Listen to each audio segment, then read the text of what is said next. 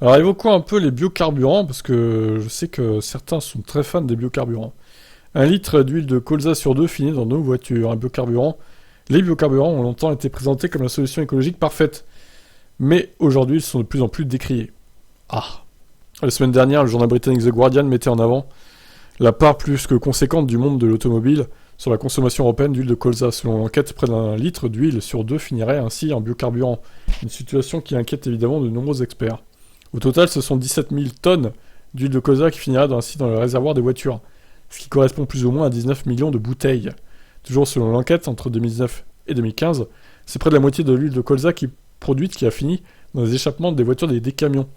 Si l'huile de colza a longtemps été présentée comme une solution de remplacement au traditionnel samplon 95 et autres diesel, une surutilisation de cette dernière n'est pas bénéfique pour la planète.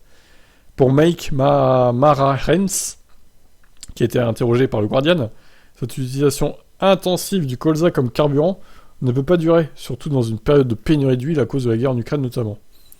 Car pour beaucoup d'experts, les bénéfices engendrés par l'utilisation du biocarburant sont assez faibles en réalité, et l'huile utilisée par millions de litres pourrait servir à autre chose.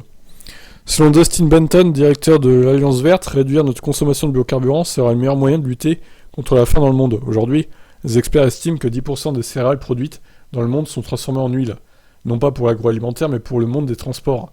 Si ces céréales étaient utilisées autrement, elles pourraient nourrir des millions de personnes chaque année. Mais à qui la faute alors ? La réponse semble unanime dans la communauté scientifique. Ce sont les pays développés, seuls utilisateurs de l'huile de colza comme carburant, qui sont responsables, mais cette situation pourrait bientôt évoluer. Le G7 organisé cette semaine a brièvement évoqué le sujet. Cette réunion des plus grands chefs d'État de la planète a eu lieu à Berlin. Or, la ministre de l'écologie allemande, Steffi Lemke, a récemment pris position sur le sujet, demandant de limiter l'usage des biocarburants de façon temporaire pour répondre à une crise sans précédent en Ukraine.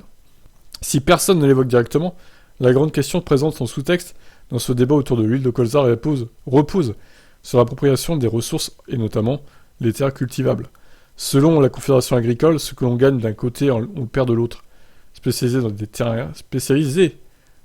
terrains agricoles dans la production d'huile dédiée au carburant sera ainsi un choix dangereux.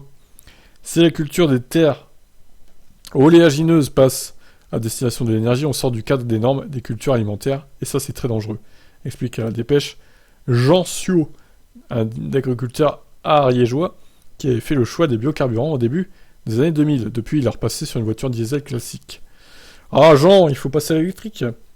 Car pour passer d'une voiture diesel à du biocarburant, il n'a nullement besoin d'être un grand chimiste ou de changer de véhicule. Aujourd'hui, toutes les voitures diesel peuvent rouler avec du diester, un carburant mixte, mais qui mélange l'essence classique avec de l'huile de cuisson. Très bien. Bon, bah écoutez, voilà.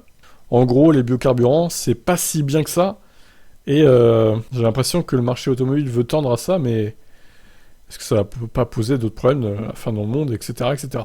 Bon, eh ben, il n'y a aucune autre solution que de passer à l'électrique, hein. Allez, je vous laisse commenter, ciao.